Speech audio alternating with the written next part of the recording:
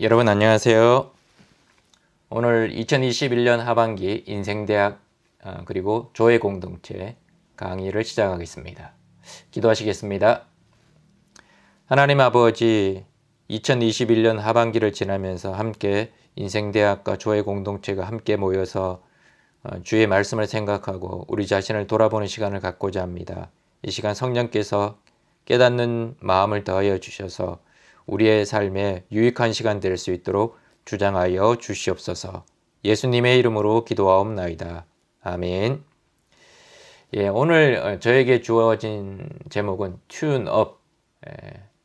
튠업이라는 것은 어떤 악기나 이런 것을 조율하다, 아니면 이렇게 고치다, 이런 뜻을 가지고 있습니다.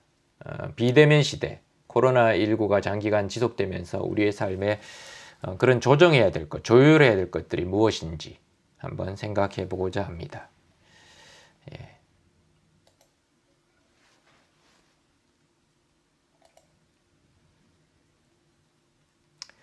코로나19가 지금 1년 8개월 이상 지속되면서 일상이 많이 무너졌죠.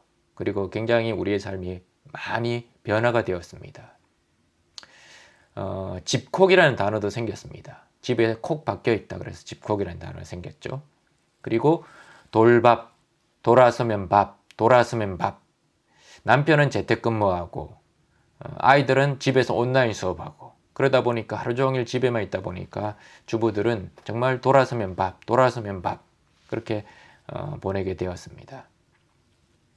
그런 여러 가지 변화 중에서 우리 이 강의를 들으시는 분들 중에 상당수가 이런 것들을 경험하셨을 거라고 생각되어집니다. 첫 번째는 뭐냐? 브레인 포그. 브레인 포그. 포그, 마치 안개가 낀 것처럼 머릿속이 멍한 느낌이 지속되는 상태를 이야기합니다. 집중력이 감소가 되고 기억력이 저하가 되고 자도 피곤이 풀리지 않고 마음에 자꾸 우울함이 들고, 그리고 이런 것들을 방치하게 되면 치매가 생길 위험이 커집니다. 원인이 뭐냐? 수면 부족. 수면이 부족하게 되면 뇌의 척두엽이 작동하지 않게 되고, 그래서 논리정연한 생각을 어려워지게 되고 뇌가 적절히 작동하지 못하게 된다는 겁니다. 그리고 호르몬의 변화. 이런 일들이 자꾸 반복되다 보니까 스트레스 호르몬인 코티솔의 수치가 점점 높아져 갑니다. 그리고 소장 내 세균 과잉 증식. 세균, 유익한 세균이 아닌 유익하지 않은 세균이 점점 늘어가게 되면 장내에 가스가 자꾸 생기죠. 그럼 장내에 염증이 생길 수밖에 없죠. 그 장에 염증이 생기면 장 점막을 통해서 뇌신경까지 올라가서 뇌신경을 손상시킬 확률이 많아진다고 합니다. 그래서 이런 브레인 포그, 머리가 마치 안개가 낀 것처럼 멍한 느낌이 지속되는 그런 상태를 예방할 수 있는 방법이 뭘까요? 첫 번째는 꾸준히 운동하는 거죠. 일주일에 3일 이상, 최소 75분 이상 걷거나 운동을 하는 거라는 겁니다. 두 번째는 항염증 식단 지키기. 튀김이나 가공식품, 설탕 같은 염증을 일으키기 쉬운 물질들을 먹지 않는 겁니다. 그리고 충분한 수면과 스트레스를 관리하는 것이죠. 자, 그럼으로써 우리가 브레인 포그 같은 것들을 극복할 수 있는 겁니다. 두 번째는 팬데믹 브레인. 이 브레인 포그와 비슷한 개념이라고 볼 수 있을 것인데요. 코로나로 인해서 집에 오랫동안 이제 콕 박혀 있는 것이 오래되게 되면 신체 기능도 떨어지고 기억력도, 집중력 등 뇌 기능이 떨어지는 현상을 이야기합니다. 영국의 캠브리지 대학의 임상신경 심리학과 교수인 바바라 사키안이 이런 얘기를 했습니다. 팬데믹으로 사회적 고립을 경험한 사람의 뇌는 편도체와 해마 등 여러 부위에서 용량 변화가 관찰됐다. 이는 일상생활에 지장을 일으킬 수 있을 정도이다. 그러니까 코로나 팬데믹으로 인해서 사회적 고립, 즉 사람들도 만나지 않고 집에만 지내는 시간이 점점 많아지는 사람의 뇌는 여러 부위에서 변화가 관찰됐다는 겁니다. 그리고 그것은 일상생활에 지장을 일으킬 수 있을 정도로 심각해질 수도 있다는 겁니다. 그러니까 머릿속이 멍해지는 느낌이 점점 지속되어서 어떤 것과 비슷하냐면 지하 벙커에 오랫동안 갇혀 있다가 풀려난 납치 생존자들의 뇌와 닮았다는 겁니다. 그러니까 그만큼 이렇게 오랫동안 사회적으로 고립이 되면 사람의 뇌도 변화가 일어난다는 겁니다. 자, 그래서 영국의 의학업체인 로이드 파머시의 연구팀이 코로나19가 장기화됨으로 인해서 사람들이 재택근무도 하고 온라인 수업도 하다 보니까 집콕 생활을 오래 하게 되죠. 자, 그랬을 때 사람의 모습이 어떻게 변화될까? 그러니까 5년 뒤에 우리는 어떤 모습으로 변화될까를 가상으로 만든 이미지가 있습니다. 자, 그게 뭐냐면 이런 이미지입니다. 그러니까 집에만 지내다 보니까 운동 부족으로 인해서 자연히 체중이 증가하겠죠. 그래서 살이 찝니다. 그리고 햇볕을 오랫동안 쬐지 못해서 피부는 푸석푸석해집니다. 그리고 잘못된 자세로 TV만 보고 이렇게 영상 매체만 계속 보다 보니까 허리도 굽고 이 자세 자체가 이렇게 목도 좀 나오고 그런 형태로 변화된다는 겁니다. 그러니까 근골격계 질환이나 시력이 저하될 가능성이 많아진다는 겁니다. 실제로 재택근무 중에서 체중 증가를 경험한 사람들의 약 43%가 코로나에 대한 불안감과 우울함 때문에 많이 먹게 되었다고 합니다. 그러니까 코로나로 인해서 집에서 재택근무하고 집에서 지내는 시간이 많아지는데 그것이 문제가 아니라 그것 때문에 우리가 불안감과 우울함이 많아지게 되고 그렇게 되면 자연히 먹는 섭취량도 많아지게 되고 그러면 결국 체중 증가로 이르게 되고 하루 종일 집에서 지내고 운동 부족하게 되고 햇볕을 쬐지 않고 사람을 만나지 않다 보니까 점점 이 근골격계 질환도 많아지고 시력도 떨어지고 되고 그러다 보면 5년 뒤에 보편적인 평균적인 사람의 모습이 이렇게 바뀔 수 있다는 겁니다. 자, 세 번째, 국제 알츠하이머 협회에서 한 연구 중에 촉구한 내용입니다. 치매 환자가 늘어날 수도 있다는 겁니다. 국제 알츠하이머 협회가 이런 얘기를 했습니다. 코로나19에 따라서 치매 발생률이 증가할 수 있어서 잠재적 영향에 대한 연구를 서둘러야 한다. 그리고 일부 연구 결과에서 팬데믹으로 치매 발생률이 높아지고 치매 증상이 조기에 나타날 수 있기 때문에 팬데믹은 장기적으로 치매 환자 수를 크게 증가시킬 수 있다고 지적했습니다. 그리고 국제 알츠하이머 협회의 회장인 파올라 바르바리노는 이렇게 얘기했습니다. 전 세계 많은 치매 전문가들은 치매와 코로나19의 연관성에 대해서 심각하게 우려하고 있다.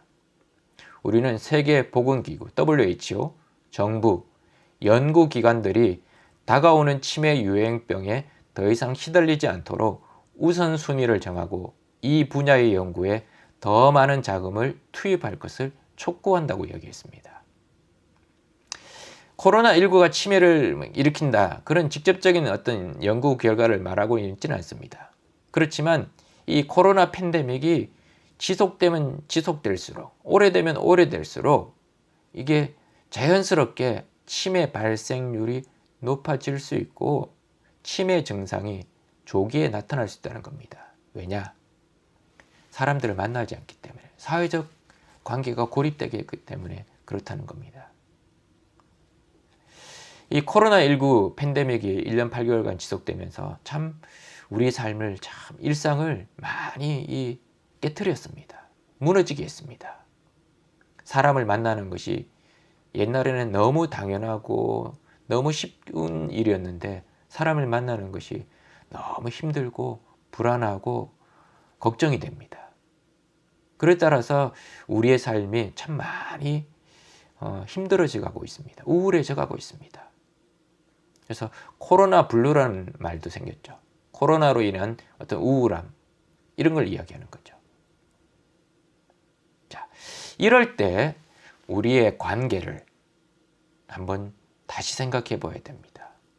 내가 맺고 있는 관계, 가족, 배우자, 그리고 친척, 알고 지내는 동료, 믿음의 사람들, 직장 사람, 아니면 그냥 지인, 아니면 어떤 이익에 따라서 맺는 관계, 여러 관계가 있겠죠. 그런 관계들을 한번 다시 조율하듯이 한번 조율해 보아야 될 때가 아닌가 생각되어집니다.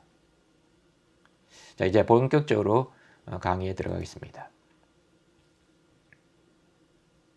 첫 번째, 믿음은 관계이다. 믿음은 관계입니다.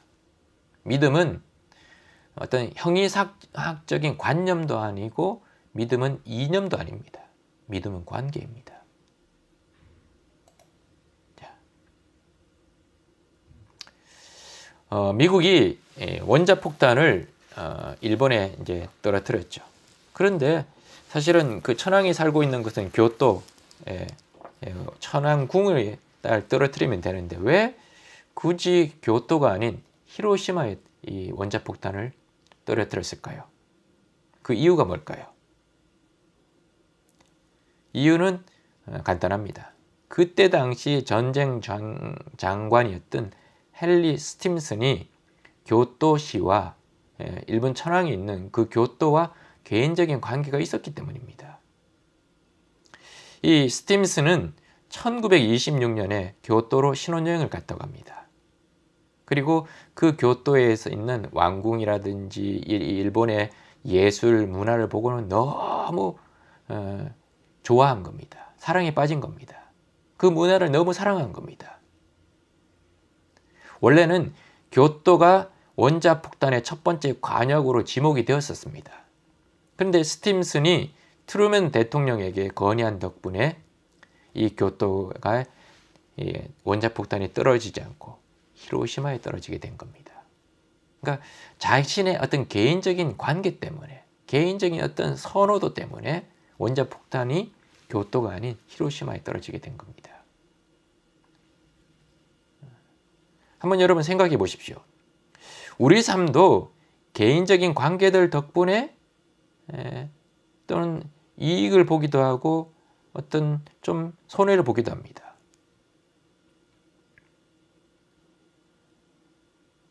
그런 얘기를 듣죠. 내가 당신을 밀어주겠다고. 내가 당신을 지지한다고. 그런 개인적인 관계들로 인해서 우리는 삶을 지탱하고 유지하고 살아갈 수 있는 겁니다. 우리는 예수 그리스도를 믿고 있습니다. 하나님이 우리를 지으셨고 하나님이 우리를 창조하셨다는 걸 믿고 있습니다. 그렇다면 하나님은 왜 우리를 지으셨고 하나님이 우리를 창조물, 피조물로 만드시고 난 이후에 우리에게 요구하시는 것은 무엇일까요? 자, 구약에 미가서 6장 8절에 분명하게 이렇게 말하고 있습니다. 사람아, 주께서 선한 것이 무엇임을 내게 보이셨나니 하나님께서 내게 구하시는 것은 오직 정의를 행하며 인자를 사랑하며 겸손하게 내 하나님과 함께 행하는 것이 아니냐. 하나님과 함께 행하는 것, 쉽게 말하면 하나님과 함께 먹고 자고 이야기하고 그런 걸 원하신다는 겁니다. 하나님이 우리에게 구하시는 게 그거라는 겁니다. 신약에서도 예수님이 우리에게 이렇게 말씀하셨죠. 요한복음 15장 9절 말씀. 아버지께서 나를 사랑하신 것 같이 나도 너희를 사랑하였으니 나의 사랑 안에 거하라. 나의 사랑 안에 거하라고 합니다. 거하라고 하는 건 관계 속으로 들어오라는 겁니다. 예수님과 관계를 맺자는 겁니다. 우리가 예수님을 구세주로 영접하게 되면 예수님과 관계가 형성된다는 겁니다. 친밀한 관계가 형성된다는 겁니다. 예수님이 내 안에, 내가 예수님 안에 거하는 그런 아주 친밀하고 밀접한 관계가 형성된다는 겁니다. 그리고 예수님이 12제자를 부르실 때도 성경은 이렇게 기록하고 있습니다. 마가복음 3장 14절에 이에 12를 세우셨으니 이는 자기와 함께 있게 하시고 또 보내사 전도도 하며. 예수님이 12를 제자를 세우신 목적은 전도도 하고 사람들에게 나가서 전도하는 목적도 있지만 그보다 먼저 뭐냐? 자기와 함께 있게 하시고 예수님과 함께 있게 하기 위해서 예수님이 12제자를 세우셨다는 겁니다. 그러니까 예수님이 우리에게 원하시는 것 뭐냐? 관계라는 겁니다. 함께 있자는 겁니다. 그래서 구약이든 신약이든 간에 답은 뭐냐? 관계라는 겁니다. 하나님은 우리에게 원하시는 건 관계라는 겁니다. 충성, 순종, 어떤 헌신 그게 아닙니다.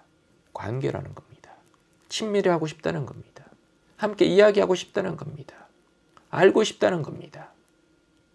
친밀한 관계성을 형성하기를 원하신다는 겁니다. 그게 하나님이 우리에게 원하시는 거죠.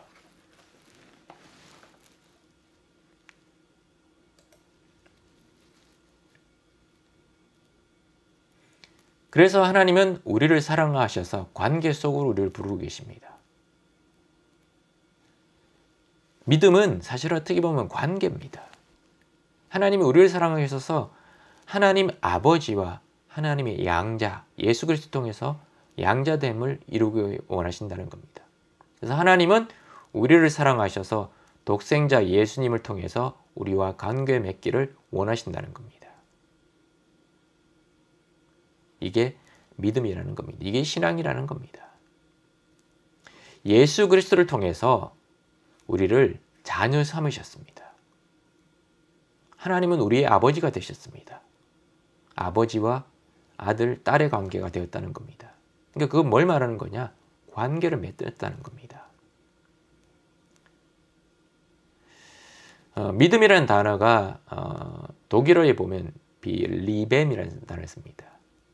근데 이 리벤은 사랑하다라는 뜻을 가지고 있습니다.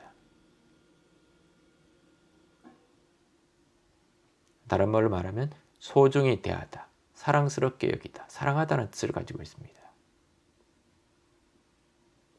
창세기 15장 6절에 보면 아브라함이 여호와를 믿으니 여호와께서 이를 그의 의로 여기셨다고 합니다.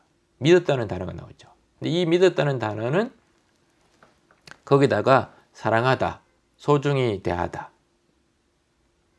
라고 바꿔보면 됩니다. 아브라함이 여호와를 사랑하니 여호와께서 이를 그의 의로 여기셨다.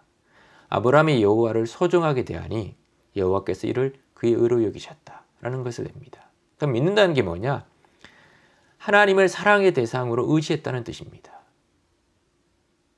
그러니까 하나님을 그냥 막 눈에 보이지 않는 무서운 신, 벌벌벌 떨고 마지못해 순종하고 뭘 바치고 그런 어떤 이방의 신으로 생각하는 것이 아니라 사랑의 대상으로 의지했다는 겁니다. 그게 중요하다는 겁니다. 사랑의 대상으로. 그래서 믿음은 관계의 확신 속에 사는 겁니다. 그래서 우리가 정말 믿음이 있는지 우리가 계속 물어야 되는 질문이 뭐냐? 진짜 질문은 누구를 사랑할 것이냐? 누구에게 내 자아를 전부 드릴 것인가? 이게 진짜 질문이 된다는 겁니다. 여러분 자신에게 한번 물어보십시오. 여러분은 누구를 사랑하고 있습니까? 여러분은 여러분 자신을 사랑하고 있습니까? 아니면 여러분에게 주어진 환경, 재물, 아니면 건강, 사람들의 인기, 사람들의 인정 이런 것을 사랑하고 있습니까? 아니면 자식을 사랑하고 있습니까? 물질을 사랑하고 있습니까? 그러니까 우리가 물어야 될 질문은 이 질문이라는 겁니다. 하나님을 사랑하고 있는가? 그런데 사실 지금 우리가 다시 코로나 시대를 지나면서 한번 좀 생각해 봐야 될 것은 나는 정말 하나님과 밀접한 관계 속에 있는 것인가? 이런 여러 가지 코로나로 인해서 여러 가지 어려움이 생기는데 정말 나는 하나님과 친밀한 그런 관계 속에 있는가? 한번 생각해 봐야 된다는 겁니다.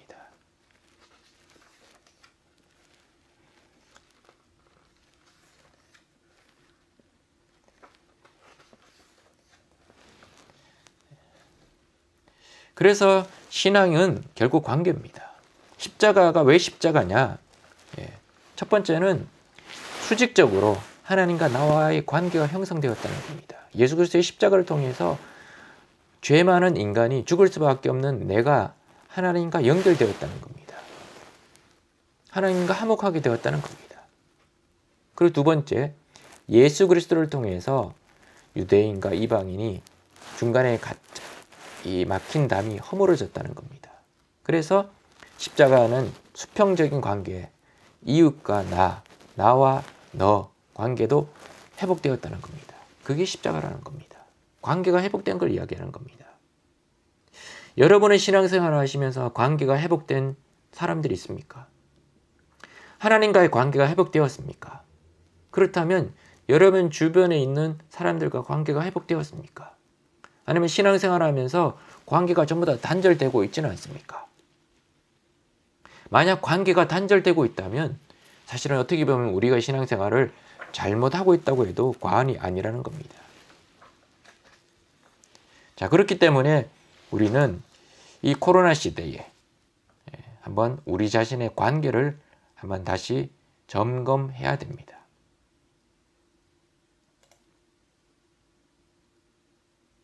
자, 그래서 두 번째는 코로나 시대의 관계 조정, 튠업.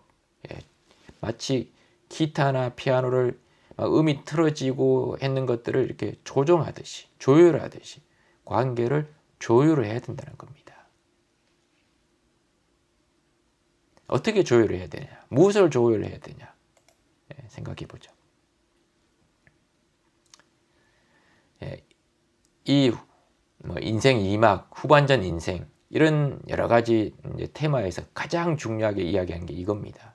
후반전 인생에서 가장 중요한 자질 또는 자세는 뭐냐? 부정 속에서 긍정을 발견하는 힘입니다. 부정 속에서 긍정을 발견하는 힘. 여기 보이는 사진은 누구냐 하시면 50년간 15만 명을 돌본 정신과 의사 이근우 교수입니다. 80이 훨씬 넘은 분이죠. 이분이 2019년 8월 26일 날 조선일보와 인터뷰를 한 기사가 있습니다. 그 기사에 보면 이분이 이런 얘기를 합니다. 50년간 15만 명이 넘는 이 정신질환을 앓고 있는 사람들을 돌본 의사다 보니까 사람에 대해서 너무나 잘 많이 연구하고 살피고 고치고 했죠. 이분의 이야기입니다. 살아보니 인생은 필연보다 우연에 좌우되었고 세상은 생각보다 불합리하고 우스꽝스러운 곳이었다. 산다는 것은 슬픈 일이지만 사소한 즐거움을 잃지 않는 한 인생은 무너지지 않는다. 산다는 건 슬픈 일이지만 사소한 즐거움을 잃지 않는 한 인생은 무너지지 않는다. 인생은 내 뜻대로 안 된다는 겁니다. 그리고 세상이 합리적이다. 참 공정하다. 그렇지 않더라는 겁니다. 그러다 보니까 사는 게 참 슬픈 일이죠. 그런데 중요한 게 뭐냐? 사소한 즐거움을 잃지 않으면 인생은 무너지지 않는다는 겁니다. 그 사소한 즐거움, 소소한 행복, 그게 우리 인생을 지탱해주는 힘이라는 겁니다. 그걸 발견하는 것이 후반전 인생에서는 정말 중요한 자질입니다. 여러분, 50이 넘어가고 60이 넘어가면서 자연스럽게 이 육체가 점점 연약해지죠. 자꾸 병이 생깁니다. 고장이 자꾸 나죠. 저도 노안이 와서 이 안경을 다초점 렌즈를 씁니다. 그러니까 가까운 데 볼 때, 멀리 볼 때, 아주 멀리 볼 때 이 시력이 다릅니다. 안경이 이 세 군데 초점이 있어서 다르게 보여집니다. 불편할 수밖에 없죠. 안경을 안 쓰면 가까운 뭔가 이렇게 음료수 병을 봐도 이게 무슨 성분인지 보려면 이렇게 멀리 봐야 됩니다. 나이가 들면 들수록 자꾸 부정적인 것들이 자꾸 많이 생길 수밖에 없습니다. 그럴 때 우리에게 중요한 자질이 뭐냐? 부정 속에서 긍정을 발견하는 힘입니다. 이분이 또 이런 얘기를 했습니다. 젊을 땐 서운한 것도 많았지만 나이 들수록 성경에 있는 범사에 감사하라가 가장 좋은 말이라는 걸 알겠어요.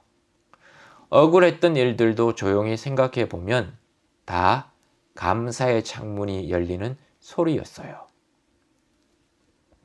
나이가 들어갈수록 생각해 보니까 성경에 나오는 범사에 감사하라. 이게 얼마나 좋은 말인지를 알겠다는 겁니다. 그러니까 시간이 지나서 생각해 보니까 그 억울했고 힘들었고 괴로웠던 그 일들이 그 일이 있었기 때문에 내가 지금 여기 있는 거고, 그 일이 있었기 때문에 내가 더 성숙하게 되었고, 그 일이 있었기 때문에 내가 사람을 이해할 수 있는 폭이 넓어졌고, 생각해 보니까 그게 다 감사의 제목이더라는 겁니다. 그러니까 그런 것들이 감사의 창문이 열리는 소리였다는 걸 깨닫게 되었다는 거죠. 인생대학이나 지금 조회 공동체는 후반전 인생을 준비하는 과정입니다. 우리가 여기서 배워야 될 것 중에 가장 중요한 게 뭐냐? 부정 속에서 긍정을 발견하는 힘입니다. 나이가 들면 들수록 긍정적인 것보다는 부정적인 게 많아집니다. 많은 분들이 저한테 그 얘기를 하시더라고요. 목사님, 사는 게 재미가 없어요.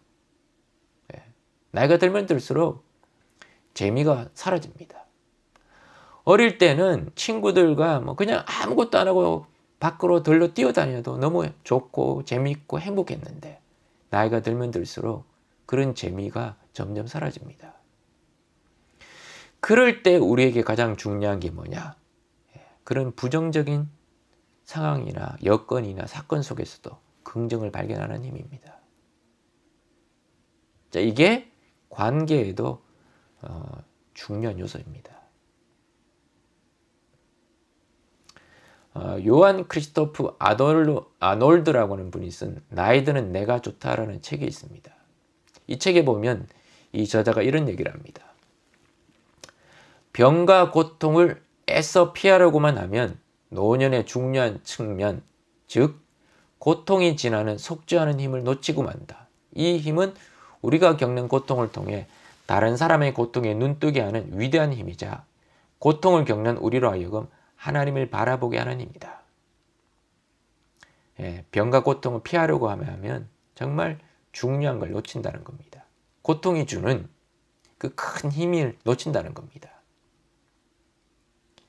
그 고통 때문에 다른 사람의 고통에 눈뜨게 되고 결국 하나님을 바라보게 된다는 겁니다.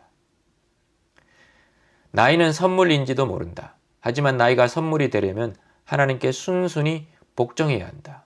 그러면 이런저런 일을 못한다고 불평하지 않고 하나님이 새롭게 우리를 쓰신다는 사실을 깨닫는다.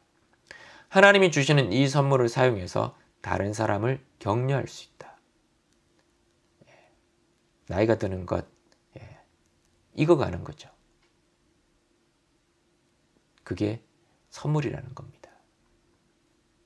또 이런 얘기를 했습니다. 우리 사회는 나이 듦을 바라보는 균형 감각을 잃었다. 우리는 젊음과 정력, 건강을 우상하면서 수명을 연장하는 데에만 집착하고 있다. 자, 그러나 하나님의 관심은 인간의 수명을 늘리는 것이 아니라 인생의 깊이를 더하는 데 있다. 수명이 늘어나는 게 아니라 우리의 삶에 깊이를 더하는 데 하나님이 관심을 갖고 있다는 겁니다. 자, 이런 것을 깨닫게 하기 위해서 가장 중요한 자질이 뭐냐? 부정 속에서 긍정을 발견하는 힘입니다. 다른 말로 하면 그게 신앙이죠. 그게 믿음이죠.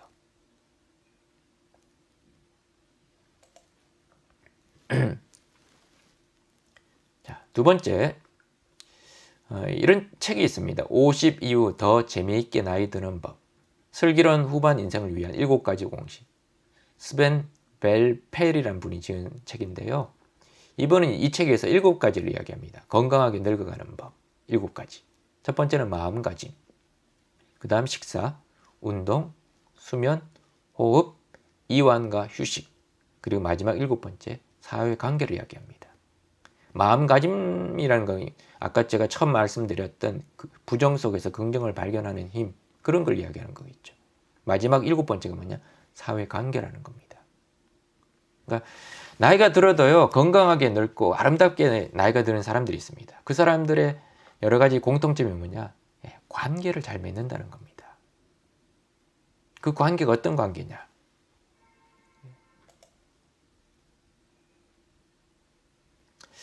자, 이거는 뭐 보험회사에서 나온 얘기인데요. BNP 파리바 가디프라는 보험회사에서 나온 얘기입니다. 행복한 은퇴 후 30년의 조건. 예, 은퇴 후 30년 동안 어떻게 하면 행복하게 살 수 있을까? 세 가지 조건이 있다고 합니다. 첫 번째, 좋은 배우자. 은퇴 후 30년을 준비하라는 책의 저자인 오종남은 지금 은퇴를 준비하는 세대를 말초 세대라고 부르자고 합니다. 왜냐? 예, 말은 뭐냐? 효도를 해야 하는 마지막 세대고, 초는 뭐냐? 효도를 받지 못하는 첫 번째 세대라는 거죠. 함께 끝까지 갈 사람은 자식이 아니라 배우자라는 겁니다. 배우자와 함께 즐기고 행복하게 지내는 것이 가장 바람직한 노후라는 겁니다. 예, 그래서 언제나 배우자를 존중하고 마음의 끈을 놓지 말아야 한다는 겁니다. 예, 가까운 가족, 배우자, 행복한 노년을 보내는 조건이라는 겁니다. 두 번째, 지속적인 배움. 30년 후가 기대되는 삶의 책의 저자인 시니어 비즈니스 전문 기업의 시니어 파트너즈 상무인 김형래 씨는 이렇게 이야기합니다. 지속적인 배움으로 은퇴 이후 생활에 활력을 찾을 수 있다고 조언합니다. 이기고 올라가기 위해서 배우는 게 아니라 남의 부족함을 채워주고 내가 가진 것을 나눠주기 위해서 배우는 겁니다. 은퇴 이후의 배움은 조직이나 동료와의 경쟁 없이 오로지 나에게 집중할 수 있어서 행복감이 배가 된다는 겁니다. 그러니까 뭐라도 배우라는 겁니다. 지금 이 인생대학 조회 공동체에 참여해서 이렇게 강의를 들으시는 것조차도 여러분의 행복한 노년, 이막을 보내는 중요한 조건 중에 하나라는 겁니다. 자, 세 번째, 사회적 관계 유지. 지금부터 인생은 축제다라는 책의 저자인 한국가정경영연구소 수장인 강학중 씨는 이렇게 이야기합니다. 행복한 노후를 위해서는 사회적 관계에 신경을 써야 한다. 사회적 관계가 원만하지 못하면 세상에 나 혼자 있는 것 같은 외로움이 느껴지고 그 정도가 심하면 정신건강을 악화시킬 수도 있기 때문이다. 그렇기 때문에 사회적 관계에 신경을 써야 된다는 겁니다. 그러니까 여러분 노년일수록 나이가 들수록 어떤 모임에 나가서 자꾸 사회적 관계를 맺어야 된다는 겁니다. 특히 우리 교회 같은 경우는 샬롬 공동체가 얼마나 좋습니까? 이런 또 인생대학과 같은 공동체, 구역. 자꾸 이렇게 그 모임에 물론 지금 코로나로 해서 사실은 이렇게 대면 모임이 어렵지만 이럴 때일수록 서로 연락도 하고 전화도 하고 개인적으로 차 한 잔도 만나서 할 수 있는 그런 관계를 자꾸 맺어가면 우리의 삶에서 외롭다 이런 마음이 사라지고 결국 더 건강하게 행복하게 노년을 보낼 수 있다는 겁니다.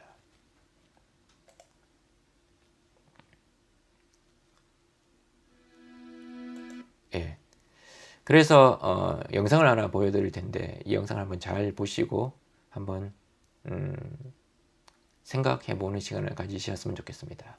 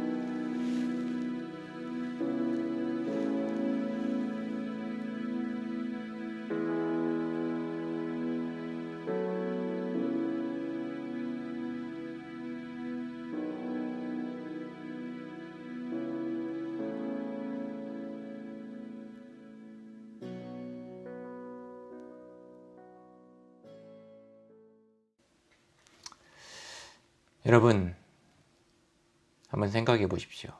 지금 코로나19로 1년 8개월이 넘는 기간 동안 사람들 만나지 못합니다. 비대면 시대가 다 도래했습니다. 저하고도 이렇게 온라인으로 그냥 비대면으로 강의를 듣고 계시죠. 이런 시대를 살아가는 우리에게 지금 튠업, 조율해야 될 관계가 뭘까요? 뭔가 어그러지고 잘못되고 삐뚤어지고